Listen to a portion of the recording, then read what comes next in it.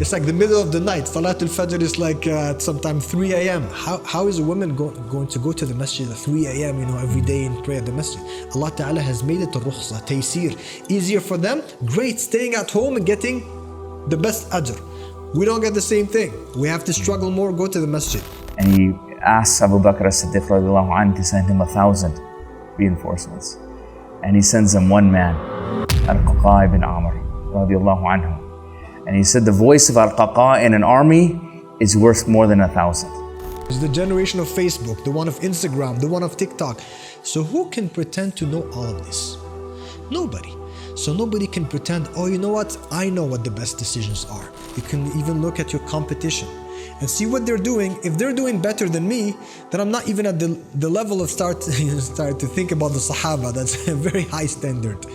First I should at least get close to the competition, and then what's the next level is the ultimate example is that of the Sahaba radiallahu anhu. So sometimes a masjid is being open. Why? So we can pay for the salary of someone who has no salary, basically. We just want to provide him with a job.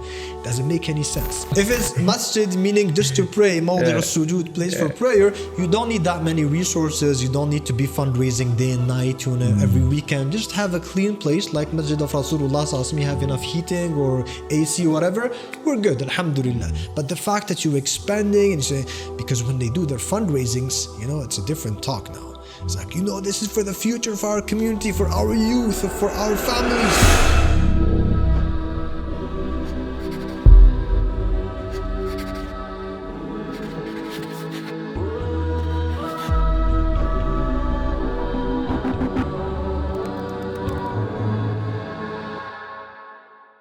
Assalamu alaikum wa rahmatullahi wa barakatuh. Welcome to the Life Haqq Podcast. We are here in the middle of a construction site. It's not a normal construction site. It's building a new education center to help serve the Muslim community. And one of the supporters with this project is none other than our good friend, dear Sheikh Lutfi. Assalamu alaikum and welcome to Montreal this time. Thank you. Alhamdulillah. It's good to be here in your home city. And this is a special podcast because the location is also really special. It shows a work in progress. The Sheikh is supporting and working with a lot of really good brothers to help build a educational center or resource for the community. And this is just, you could say, a rough draft of what the place is going to look like. How do you feel, Sheikh, with this project and the work that's ahead of you? Alhamdulillah, alhamdulillah, wassalatu wassalamu ala rasulillah sallallahu alayhi wa sallam. Hada min fadlillah azza wa jal. May Allah subhanahu wa ta'ala inshallah put barakah in this place, inshallah. May Allah subhanahu wa ta'ala make it a beneficial place bi'idnillah azza wa jal for the education of the community, for the spiritual wealth of the community, inshallah. Ameen, ameen. It's a big undertaking, obviously, any project, because, people are doing it not for primarily monetary reasons, but to provide this enrichment for the community. And usually that can be a thankless job, right? Like it's exactly. A lot of extra work, volunteer work. It's a different type of heart. It has to be a giving, generous heart, the type of people that put in the time and effort to do these things. So what are some of the challenges this team is facing? Of course, I think the number one challenge, which is the big challenge of the ummah today, and it's an ancient challenge, but we feel it even more today. I call it the secret ingredient to the success of any project, really. And that's ar-rijal, the true men. Having the true men behind you, being able to find the true men who are willing to carry the mission to do the job. Yeah. If you look in the Quran, there's one amazing ayah, truly amazing ayah in Surah Al-Ahzab.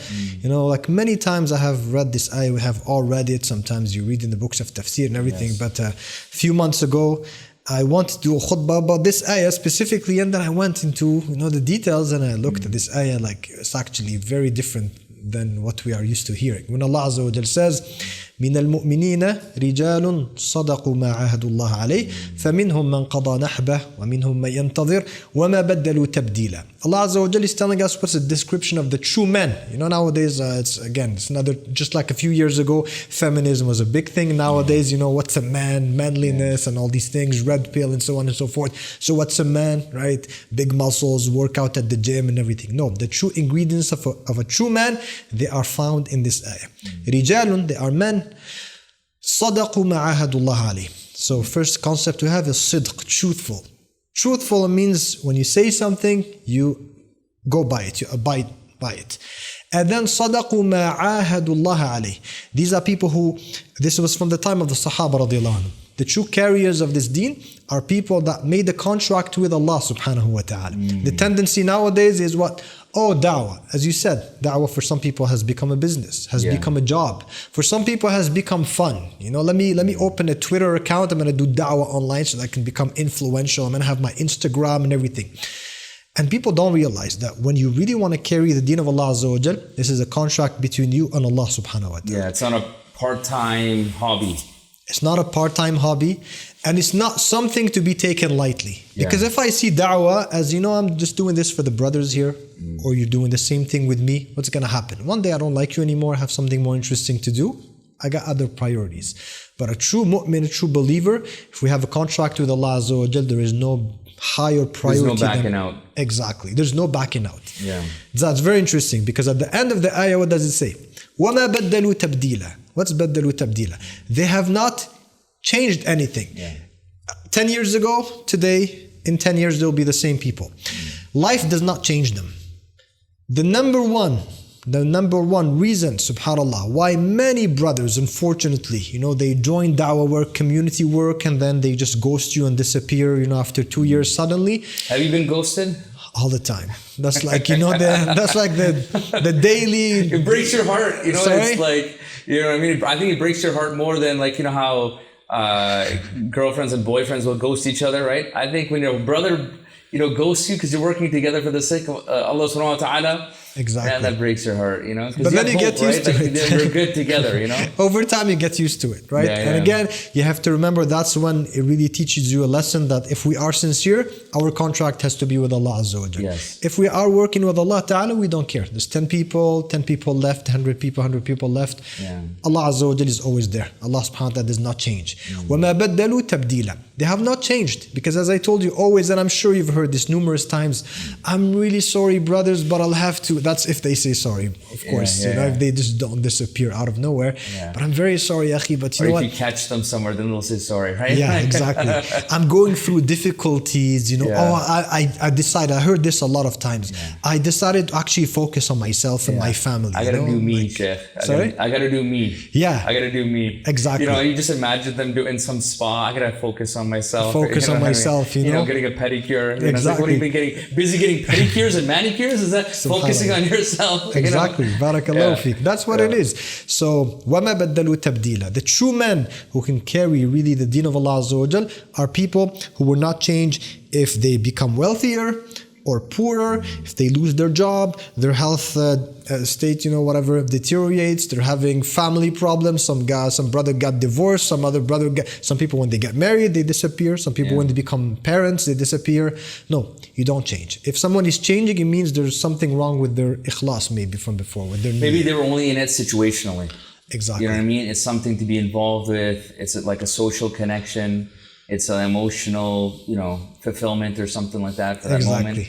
People will do charity work to, absolve themselves. Maybe they have guilt or there's something in their heart. So when you do sadaqah or you do charity work or you help people, you get a natural good feeling from that, right? Exactly. I mean, mashallah, I've been involved in da'wah for a long, long time, right? Do you have problems in your life?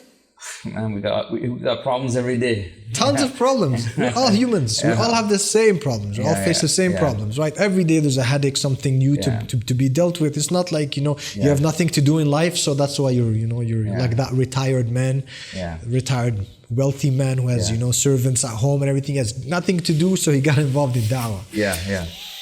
One analogy I gave to my team once, because sometimes you get like a team that they're working hard, and then when a lot of people fail them, like say you have like peripheral volunteers, a lot of people fail them, it can be disheartening, right? It can be a hit to your morale. Of course. So I talked to my core team. I said, I want you to imagine now you're talking to one of these volunteers and they're giving you an excuse. Or, because some of them just volunteered to say, oh, we're going to show up for 1 hour, and they didn't show up, right? And you're talking to them and they give you this excuse that why they couldn't show up for an hour, right?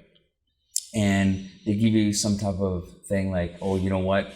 I had some chores my mom really wanted me to do, okay? What are some of the thoughts that would go in you if you were to hear that excuse? Like, how would you feel? Like, oh, and many people are saying like, because they worked really hard. He said, I would be looking at them and just trying to smile and not say anything bad to them, because, we put so much effort into this project. I said, so you feel really good about what you did, right? Like, you feel like, hey, I did a lot more than this person. Because I at the same time, I really wanted to make my core team humble. So I said to them, okay, now I want you to like freeze frame that feeling that you have with that person telling you that excuse of why they weren't able to put in that hour of work that they signed up for. Freeze frame that feeling, how you feel. Now I want you to now imagine if you could meet the Sahaba. And you go to one of the Sahabi and you say to them, you know what, I worked so hard, but I did all this stuff and I put on this conference and I did all this, these things. And because of that, I could have had an extra shift at work or something. I could have made a little bit more money. And I want you to think of what that Sahabi is going through his mind when he sacrificed all his wealth, his family, put his life on the line for the sake of Allah subhanahu wa ta'ala. Right? True. And I want you to now think about it, how you look to that Sahabi. And so one of the things that I've always tried to tell the brothers, anytime they get involved, I feel every project is a failure unless the people who are leading it understand that they don't compare themselves to anybody except for the Sahaba. You don't compare yourself to like the lowest common denominator who's doing the least. So how come he didn't do that much or he didn't do this or whatever? But you compare yourself to that generation. That's who you're trying to, that's your standard. Everyone else is not. Everyone else you don't pay attention to, right?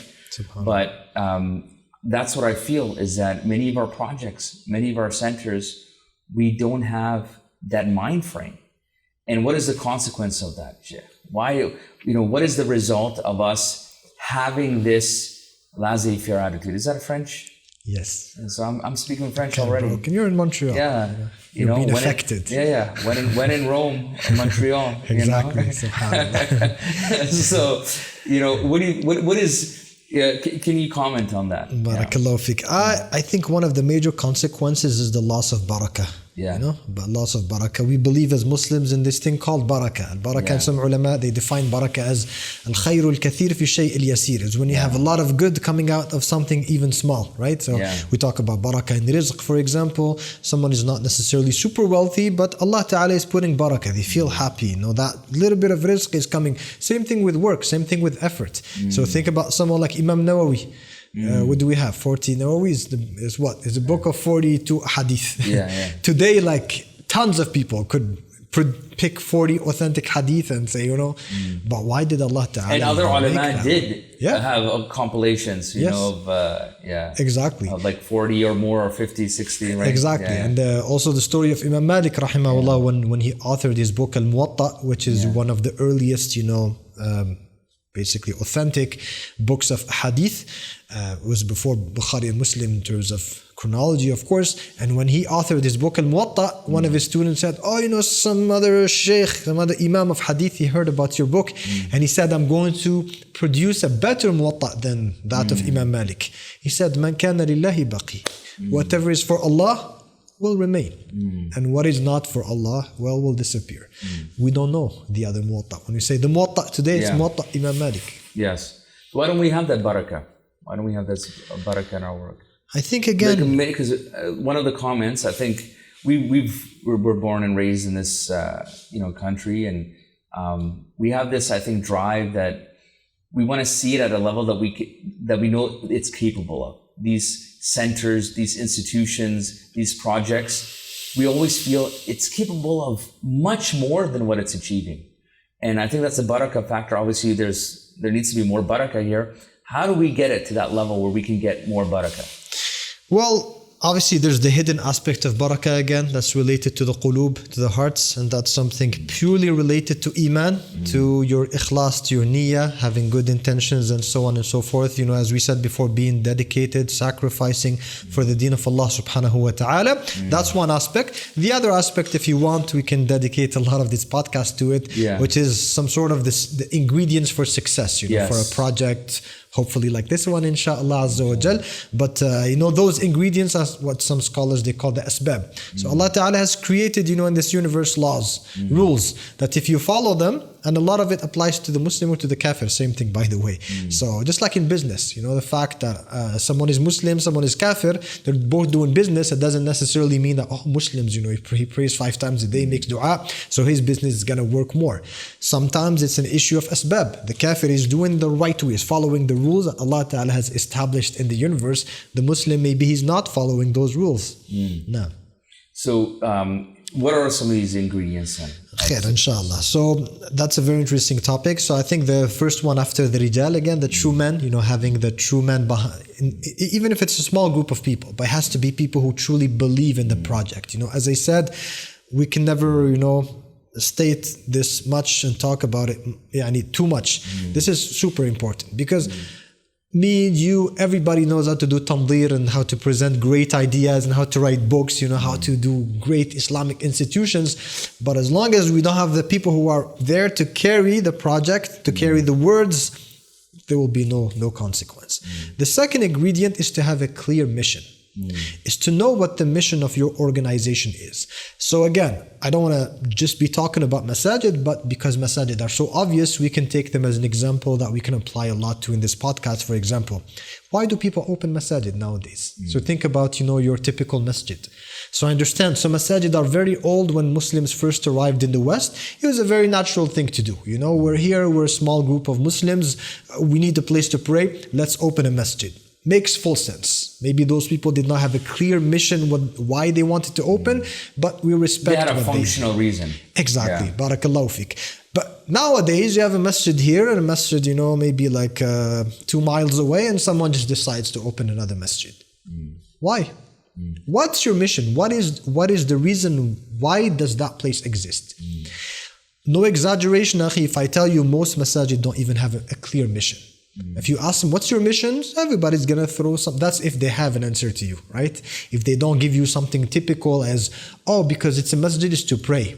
Or they'll say, there's no mission here, only a masjid. Yeah, exactly. If it's only a masjid, no problem. If it's only a masjid. They won't even get it. That's what I'm trying to say. They won't get it when you're saying, what's your mission?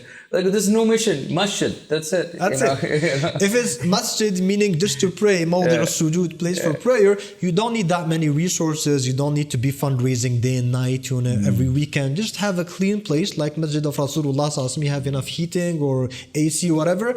We're good, alhamdulillah. But the fact that you're expanding, and you say, because when they do their fundraisings, you know, it's a different talk now. It's like, you know, this is for the future, for our community, for our youth, for our families, for our this, for our that. But what is your mission?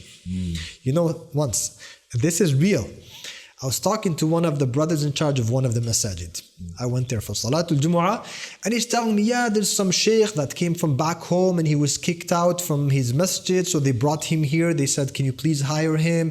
And he told me, the akh, you know, we told him, no, we cannot, you know, hire an imam. And then the akh just tells me like spontaneously, as if it's very normal. It's like, I told him, why don't you people just open a masjid for him? Right? So sometimes a masjid is being open. Why? So we can pay for the salary of someone who has no salary, basically. We just want to, you know, provide him with a job. Doesn't make any sense. So you need to have a clear mission. And the mission has to be precise. It has to be something that you really thought well of. You have to believe in it. The whole team has to believe in it. To a certain point, I can even tell you that the mission should be sacred. Why am I saying sacred? Because this mission is probably representative of something sacred in the deen. So again, if you said masjid, they can tell you, in our masjid, the mission is to establish salat, but you say we establish, iqamatu salat. Meaning salat, we're going to give our best, to do salat according to the sunnah, to give people the best environment to make in salat and khushu', teach people the ahkam, fiqh of salat. We want to, upgrade the community, upgrade the salat of the community. And also our mission maybe is to teach Quran. Great. So this is sacred because this is sacred in Islam. And it's specific. It has conditions. Yes. That's the difference. Exactly. Yes, conditions is something that you're able to carry, right? You're not doing everything. So why would the masjid bring politicians in? Like why?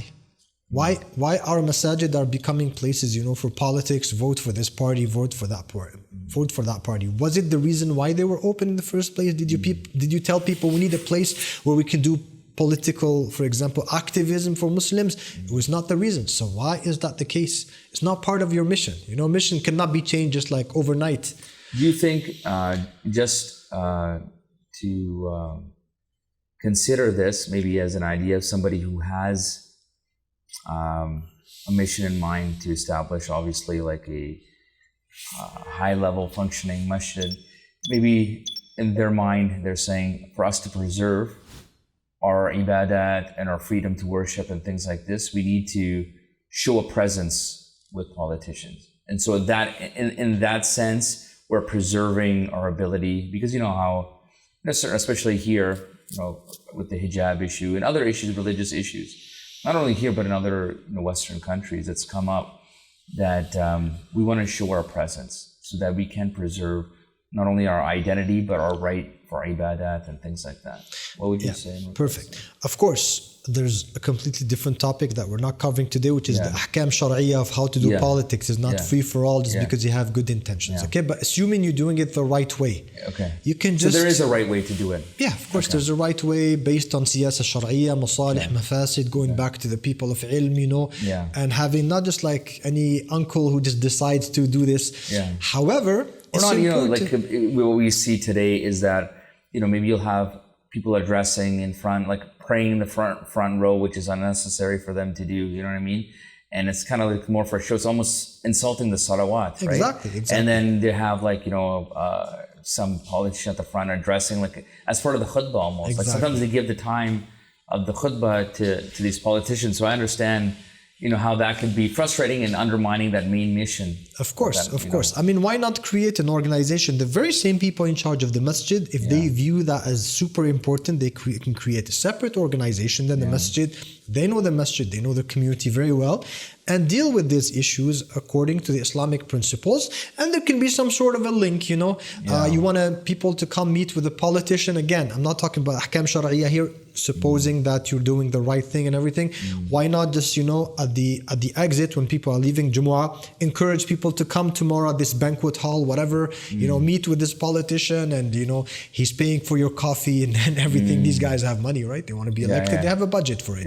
And come take coffee. Whoever is interested can show up. Whoever does not believe in it, you cannot force people to be, you cannot, hijack the mission of what a masjid is. Yeah. No. What I find also interesting is sometimes they'll give like a forum for this politician, but then like another fellow Muslim is doing a project like, no, you can't say anything. Exactly. We don't want to get involved in, other, projects and stuff like that. So that can also be hypocritical. Exactly. They operate like that. And that's why I think that mission idea is very important, the concept of a mission, because then if your mission is, for example, this is a place of giving people the ability to worship Allah subhanahu wa ta'ala better, then you're going to use all opportunities to do that. You know what I mean? That you'll see that mission reflected in every policy and project in that institution. Exactly. Perfect. Yeah. Exactly. Yeah, of course. I mean, let's say me and you are part of the board. You come up with an idea, or a third brother comes up and like, let's do this activity, right? And we can have a whole argument like we do. But first thing, we go back to our mission. Is that part of our mission or not? Is it close? Okay, I understand. Our mission is not always, perfect, like, an ayah, but the plus or minus 10%. If it's close, yes, there's a way to include it in our activities. If there's a maslahah in it, a good benefit for the community. If not, then please, let's find some other place to do that. Yeah. What do you think is the biggest, you talked about we need to have a mission. What else? What are some other secret ingredients, or what are some ingredients that we have in some of these places that we need to take out? Yes. So the decision-making process is a big one. Okay, decision-making Yes. process. Okay. Who's the boss at the masjid? We never ask ourselves this question. Okay. Who's the boss? Who owns the masjid, or who really truly runs the masjid? Yeah. And you will be surprised. You will be surprised. I mean, I'm sure not you. You have, mashallah, of experience, but our viewers, a lot of them will be surprised how so many masajid are almost being run by ghosts. Yeah. No exaggeration. Shadow government, right? Yeah, like what they call the deep state. That's a real thing in many of our masajid. Wallahi, no exaggeration, akhi. To the point that happened to me more than once. It's a big headache. Sometimes masajid themselves. Imagine people like the top visible people at the masajid. They present themselves to me or to some brothers, whatever. We want to work with you. Why don't you come at our masjid, implement this? So they're asking for it. Okay. Yeah. Once you start taking the steps, we're very sorry, but there is someone who is saying no. Someone like has a veto, is hiding behind. Yeah. I'm not exaggerating, actually. Just recently, I don't want to name the masjid. It's a major masjid here. Okay. Well, until now, I didn't find out yet who's in charge of the masjid, because every time some new brothers comes and says, no, we are actually part of the board. Who said no to this project? Me and that brother, we are the board. Yeah. And then you figure out, you talk to someone else like, no, that brother, no, he's not. No, I'm talking to that. I'm the board. Could it be many of these people, because naturally within our communities we have influential people. Yeah. Right? And these influential people, they've just been around for so long that it's almost like they become the godfather of the community. So people tend to defer to what they say, because people come and go. And so I think that can happen naturally, but are you saying that this is actually becoming an impediment that's like stopping actual proper functioning? Yes, it is, but I don't think even I'm making reference to the same type of people you spoke about. But because again, I understand that if some uncle founded like a masjid or something like 20 years ago, when we want to respect the founders and people who put worked in the time, very hard on it. Yeah. That I would get to a certain point. As I said, it's not the best leadership on the part of the uncle to be running that place like that. Yeah. I'm talking about something completely different. Okay. I'm talking about some people who are not even the founders. They just hijack the organization, they know how to play with the law, the regulations in place, so that they secure their place. For Allah knows what reason. Okay, depends on the situation. The niyat is a different thing. But then that's it, akhi. They just run the veto. They just let some other people do the day-to-day, clean up, fundraise, and those people think that they are very important. But then one day they realize, I was just being used by someone behind me, right? So again, fixing the situation is not something I think we can talk about in this podcast. It's very difficult. But if we say someone is a good person, they want to start a project, start it with the right principles. Don't replicate that mistake. Exactly. Yeah. So we have in Islam this sacred, super important principle of Ashura. Okay. Allah Azza wa Jal described the people of taqwa. There's a surah called Surah Shura. And Allah Ta'ala is talking about people of taqwa. Think about it, akhi. If we talk to each other, we go do survey outside in the masjid. We say, who are the people of taqwa?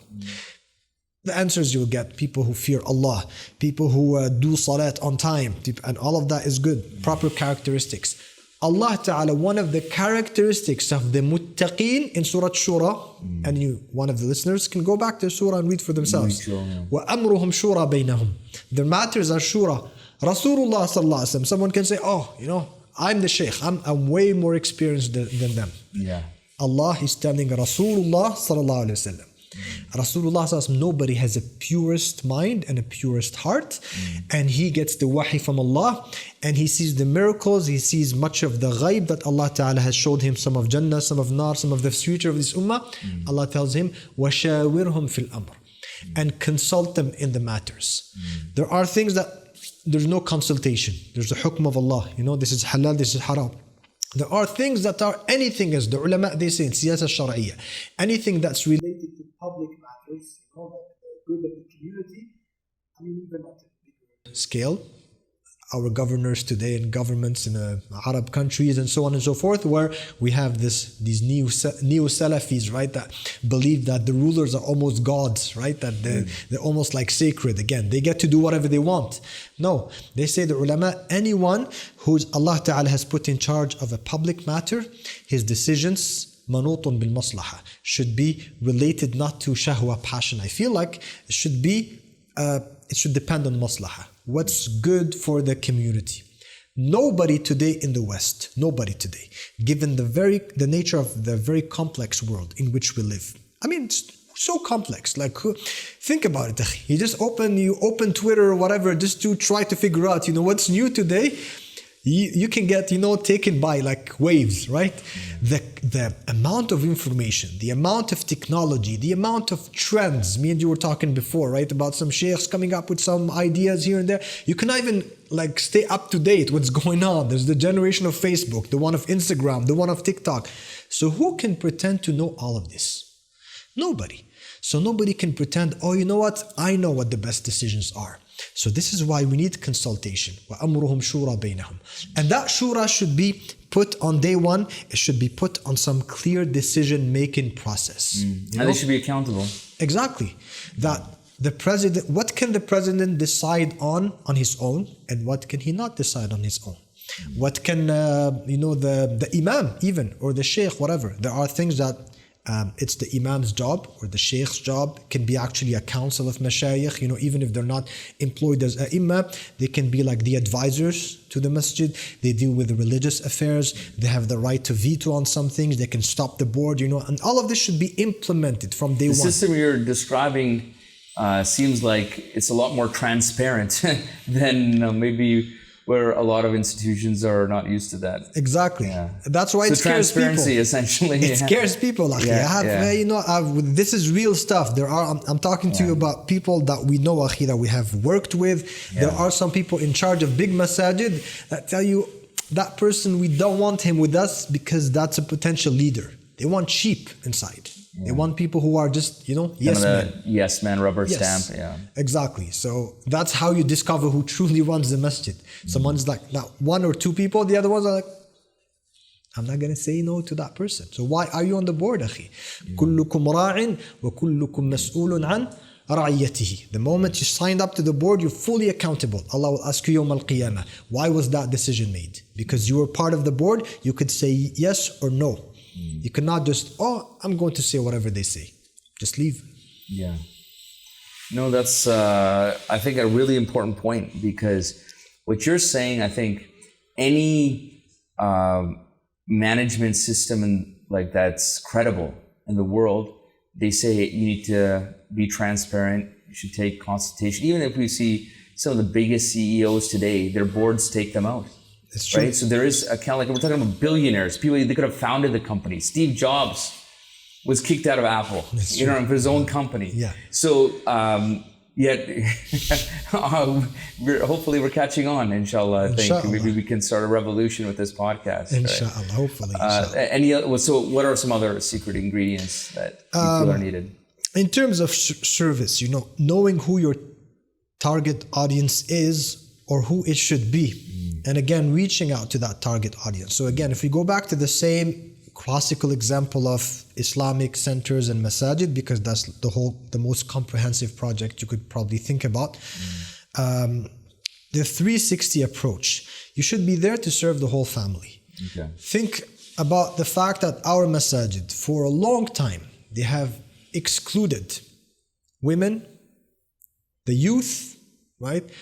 So what has happened recently is that, I remember like maybe 10, 15 years ago, you would talk to some masjid boards about the youth, they could not even see what you're talking about. I'm like, akhi, please, you need to be there. You need to focus on the youth. These men that you have here in their 60s, in their 70s, inshallah, most of them, inshallah, their deen is okay. They should be okay. Maybe some of them will, end up as kafir, atheist, Allahu a'lam. But inshallah, most of them, they will be fine. Yeah. It's our youth. Wallah, akhi, they would look at you like, what are you talking about? Like, you want to bring us the youth here, the teenagers and everything? We're the fathers. Now, it took time for that how can I say, perception to change. But it has not matured that much, because yes, now they're asking for services for the youth and everything, because they saw, for example, here in this city around, and I'm sure probably in where you live, the same thing. One of the triggers or one of the, wake up elements is, Muslim youth, just like many other youth, from immigration, minorities, and so on and so forth, are ending up in gangs and drugs and everything. So sometimes, the people who pray all the time at the masjid, that's the akh who's like Maghrib, Isha at the masjid, one day get surprised, call from the police station, come pick up your son, he's been involved. Oh, that's okay, so something needs to be done, where are our masajid? So alhamdulillah, they have kind of, they're catching up. But think about that. Even when they think about the youth, they're thinking about boys or about girls. Yeah. What about his sister? Okay, you're dealing with your son. Okay, there should be something for my son at the masjid. What about your daughter? Yeah. And what about the wife? Okay, and then of course, people were very hard-headed before. They no, this is some people, they think also that this is for fiqh reasons, right? Women should be praying at home. All right, hadith, we have the hadith for that their salat at home is better. There's no doubt about that. However, there's a big misunderstanding here. There is no hadith that says that women should not come to the masjid. There is no hadith that says that the masjid should have no women. There is no hadith that says that women do not need masajid.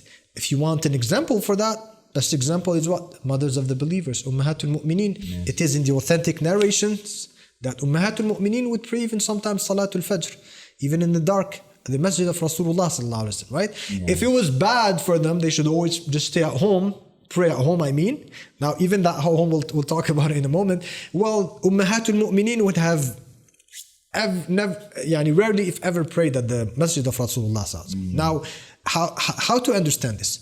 We have in the deen Fadil wal Mafdul. What's best? Fadil.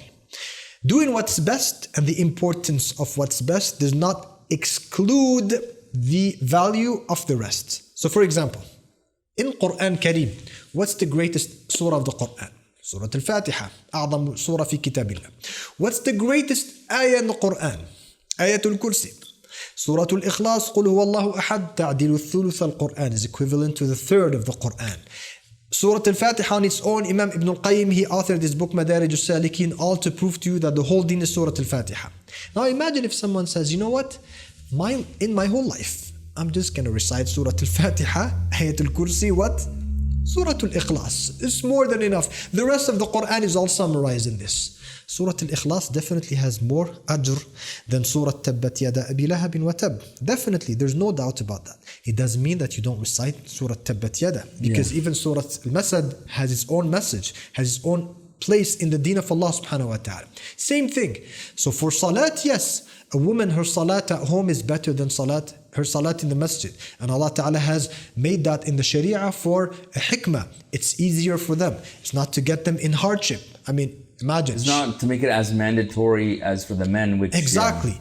Imagine, sometimes sisters say, like, why is it that our salat at home is better than salat at the masjid? Not complicated to understand, because if you are a mother, for example, imagine like she has babies at home and children, and it's like, I have to struggle to find... She'll feel bad if she's not able to go. Right? How she get a praise? Like here in this city here, Salatul Isha, in Edmonton, it's even, right? Yeah. It's like the middle of the night. Salatul Fajr is like sometimes 3 a.m. How is a woman going to go to the masjid at 3 a.m., every day and pray at the masjid? Allah Ta'ala has made it a rukhsa, taysir. Easier for them, great, staying at home and getting the best ajr. We don't get the same thing. We have to struggle more, go to the masjid. That being said, in the masjid there are other masalih, connecting with the community, learning, ta'allum ad-din. So, الأعراب أشد كفرا ونفاقا وأجدر أن لا يعلموا حدود ما أنزل الله على رسوله. Allah Ta'ala says about the Arab, the Bedouins, that there's a lot of nifaq in their hearts. Why? Because they are among the most ignorant people, because they are disconnected from the Medina of Rasulullah sallallahu alaihi wasallam. They don't hear, Islam as much as the Sahaba, they hear it. So when our sisters, when the brother's wife and daughter and everything, they're completely disconnected from the masjid. It's like, oh my God, feminism, has entered our houses, and my wife, she does. We see Islam now as too complete. Oh, now she's following all these coaches online and all these influencers. She's taking their deen from them. Obviously, because they had no importance was given to them. Plus, also, I was, like, again, this whole thing about women, right?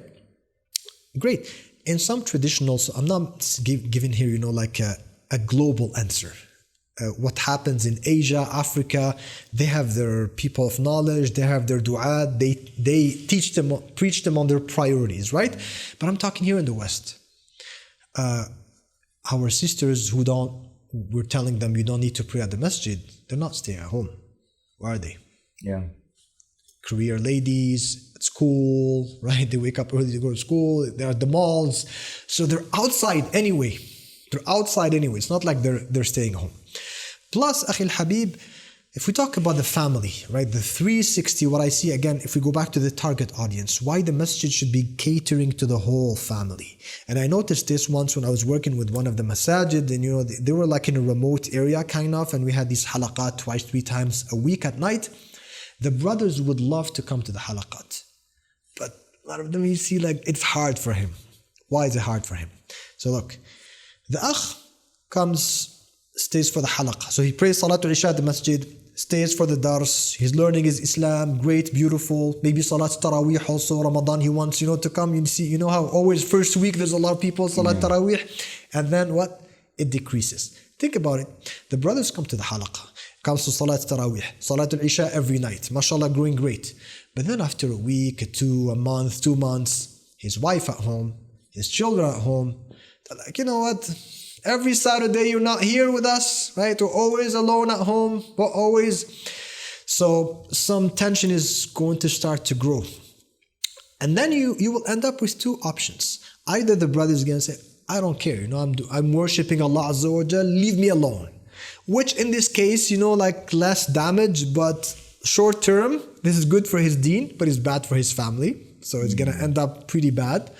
Or the other option, akhi, which happens most of the time, the akh will just, just like, sorry, I gave up. I cannot come to the masjid this often and everything. Because even if he comes to the masjid on a regular basis, what's happening? What are his children and his wife doing? Netflix, video games. If I'm coming to the masjid all the time for Isha, for durus, but my wife is on Netflix, my children are playing video games in Ramadan, maybe after Salat Taraweeh for 2-3 hours, I have no idea who they're talking to on the internet, that's not Islam. It's not Islam. So that's why our masajid should kind of have broad horizon and really look at the 360. If you want to fix kind of everyone, inshallah, do it for everyone. The same package for everyone. Yeah, because you don't leave. You come to the masjid, but you're still connected with your family, right? And then there's going to be a pull, and eventually, if one side, but to get peace in your life, you might have to choose one world. Exactly. Why make them choose? Exactly. Right? Exactly.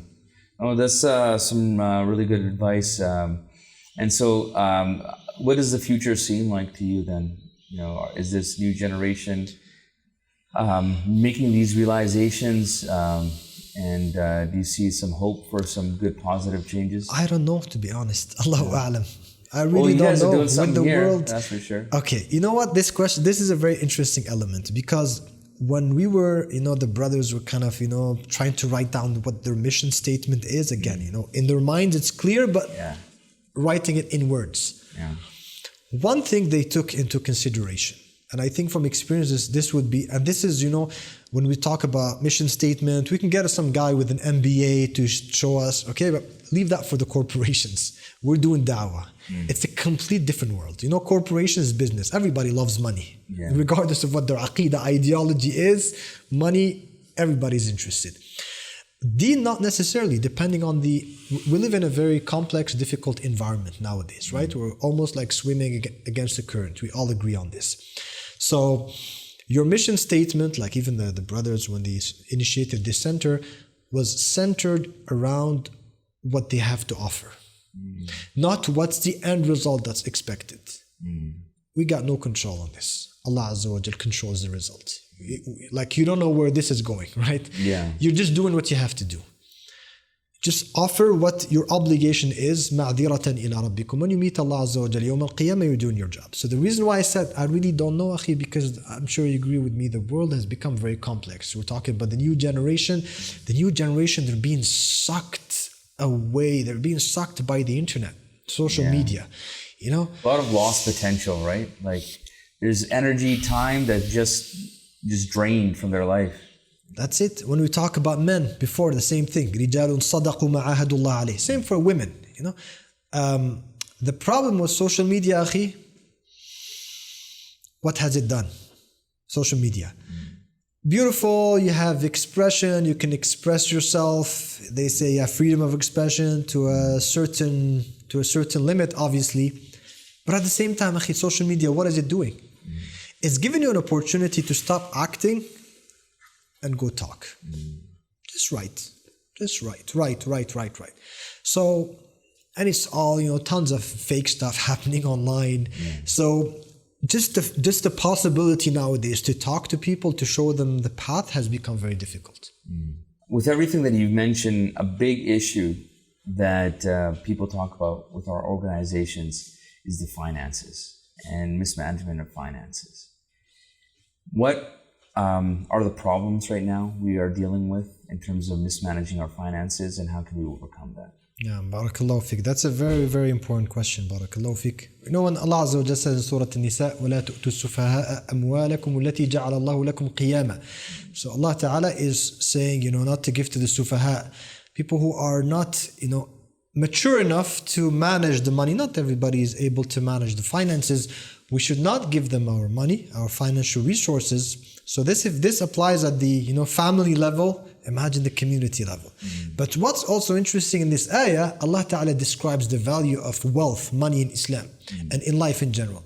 التي جعل الله لكم قيامة. المال قوام الحياة. So mal, you know, a lot of people, they have this concept that in Islam, you know, wealth is not good.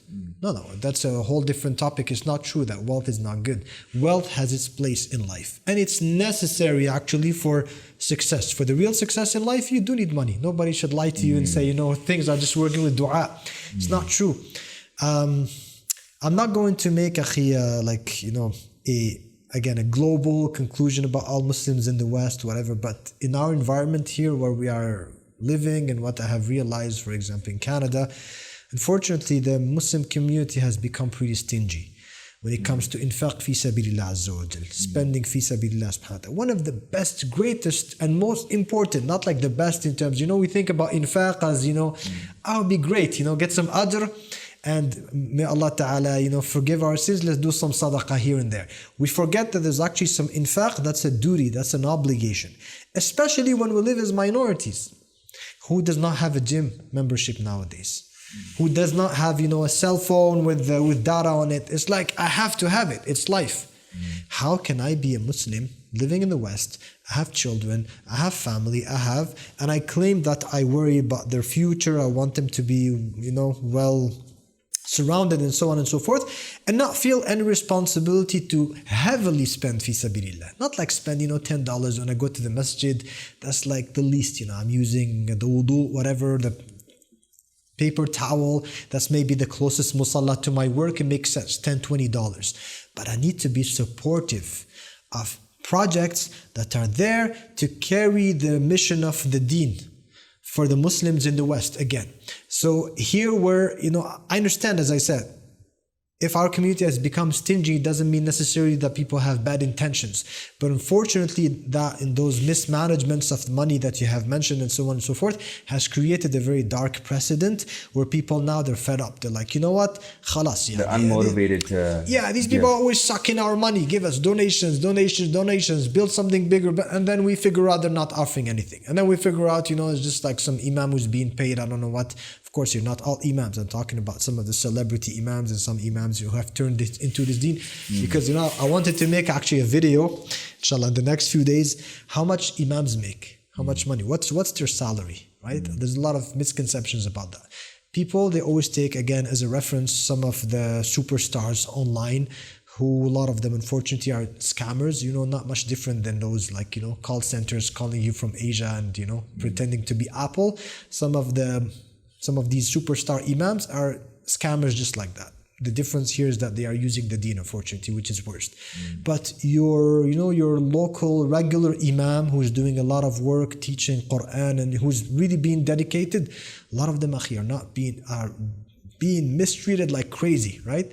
They're even sometimes being like, you have some imams, being used, being deprived from some of their rights because the management, wants to keep them under control. So they don't want them to, So money is a big part of it. You cannot build any successful real project without having the necessary resources. And once I was talking actually about some of these dawah projects to one of the people of ilm, people of knowledge elsewhere in the Muslim world, and I was trying to describe to him how the situation is in the West. It's like really like you people are not able to have like 2-3 young Muslims who just join together, open a business, and from day one, agree that 1/3 of the profits will go to projects fi sabilillah, building dua, supporting, again, this deen is not based on walls. This deen is not based on buildings. Rasulullah sallallahu alaihi wasallam, Allah Ta'ala, when He sent him, He did not go to Medina to build, beautiful masajid. He built hearts and minds. He built humans, people. It's the people who will bring you after that, masajid and buildings and so on and so forth. Our money is going into buildings. Our money is going into the lands, it's going to the right thing. That's why people should be very careful from now on. Inshallah, I hope Muslims become more mature. You're asking me to donate $10 to cover some expenses of some small renovation, not a problem. But if I'm going to give a big amount, I better do my study, right? Due diligence. This is for my akhirah and even for my dunya. This is for my children, for my deen, for my community. I have to think. Imagine if it was business. You're investing. Do you invest to the first guy who comes to you and say, hey, invest your money with me? Of course not.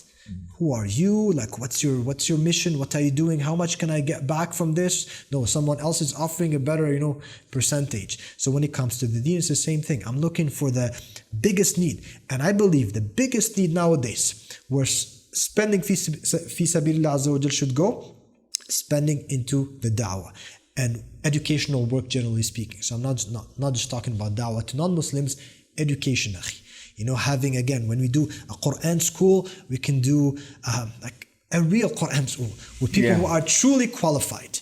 And we give them, we even spend on, giving them the qualifications. Someone is a hafiz of the Quran does not mean that they are qualified. A few days ago, I'm sure you heard this, just this week, I stopped by one of the masajid to do salat.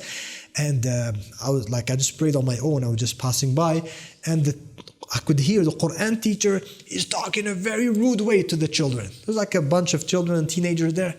As like, whoever does not do this by next week, you are banned from the masjid.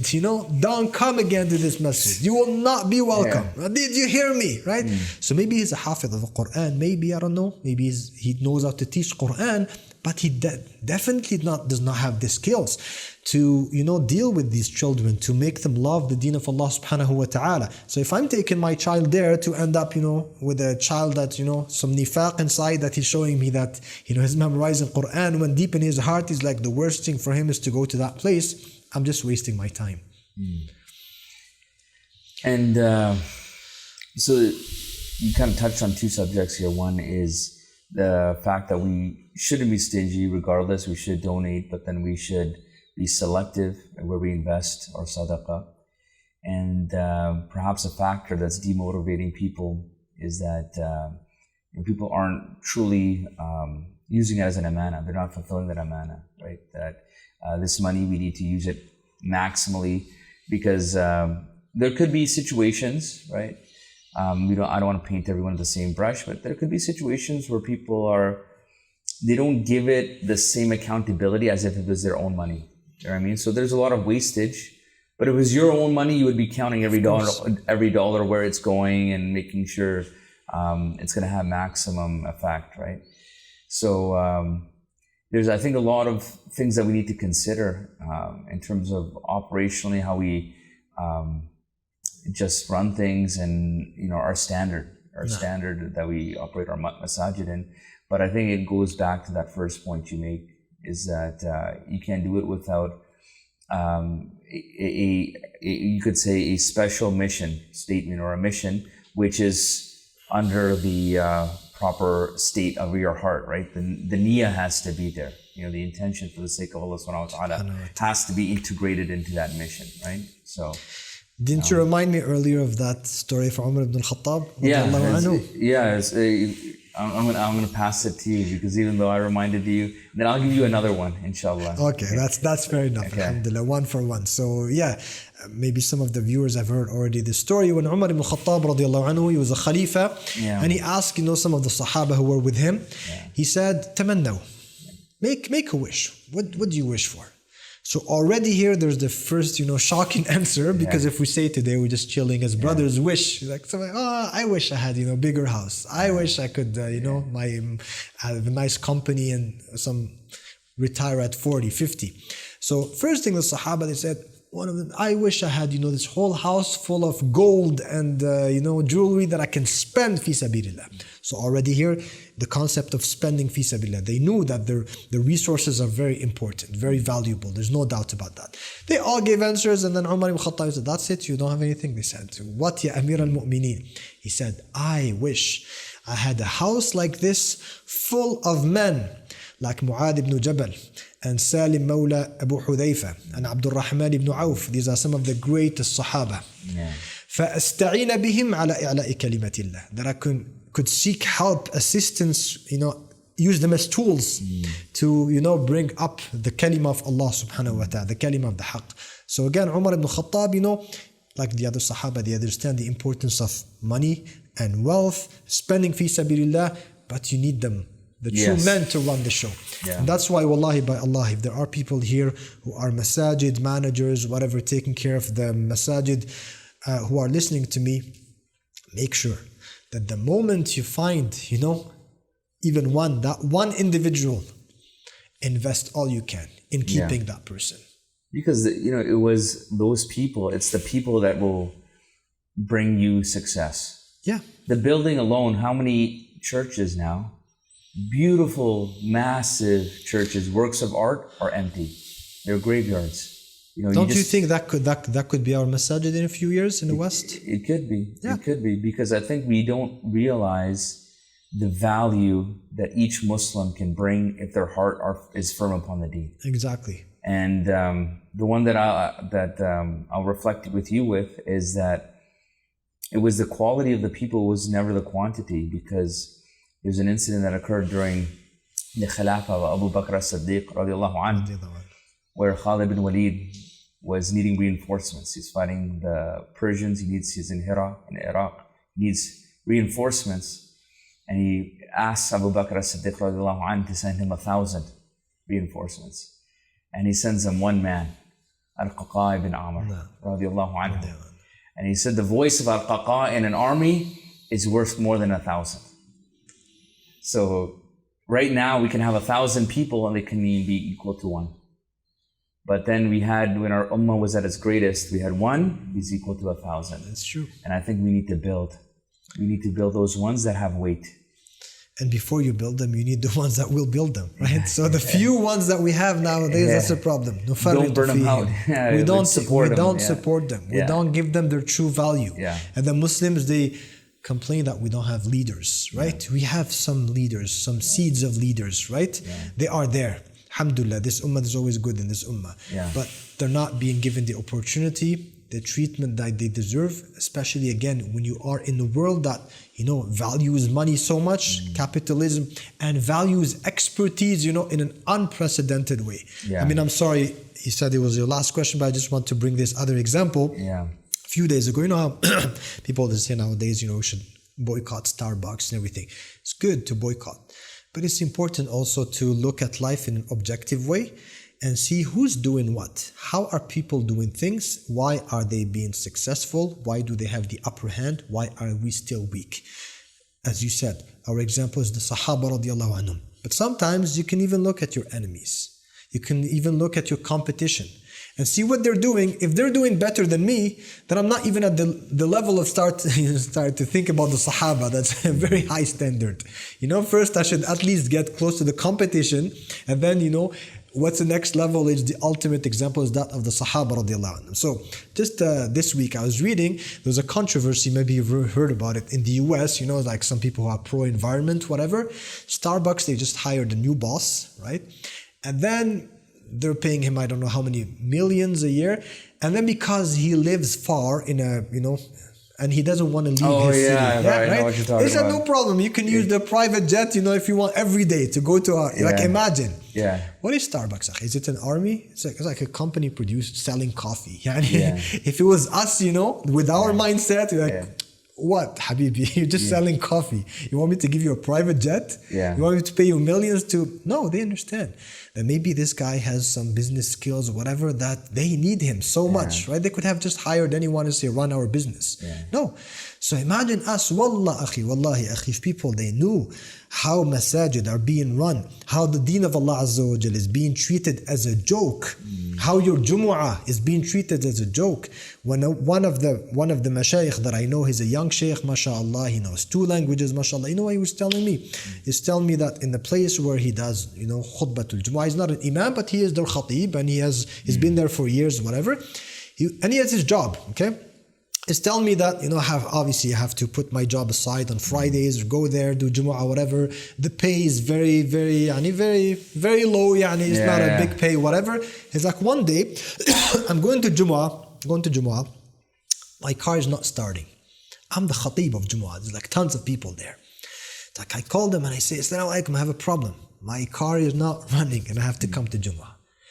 In the world in which we live today, even a family business, just a family business, I'm not even talking about corporation. If you were working for a family business and their business on that day really depends on you, what would they tell you?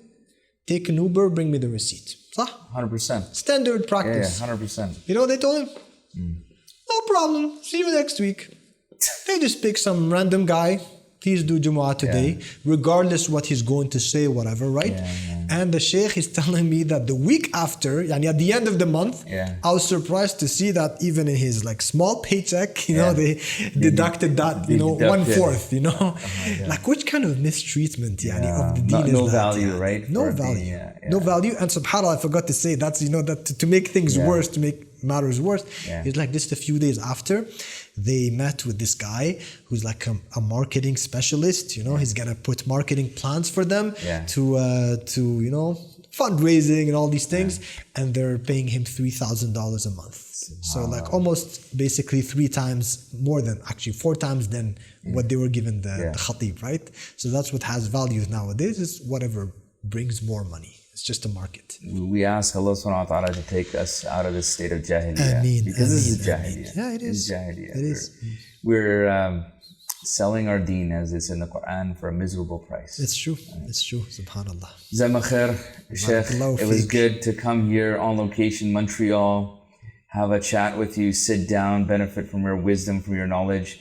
We got to keep doing this, and we got to keep spreading this khair, spreading this message, trying to change the hearts and minds. We can build some hearts and minds. Inshallah. Jazakallah khair. Next time, inshallah, you visit a Sakina Center. Inshallah, there'll be no construction. We'll show a before and after picture. Inshallah. And as always, to our audience, remember, we live by the haqq, we die by the haqq, and just when you think life is stuck, tune into Life Haqq. Assalamu alaikum.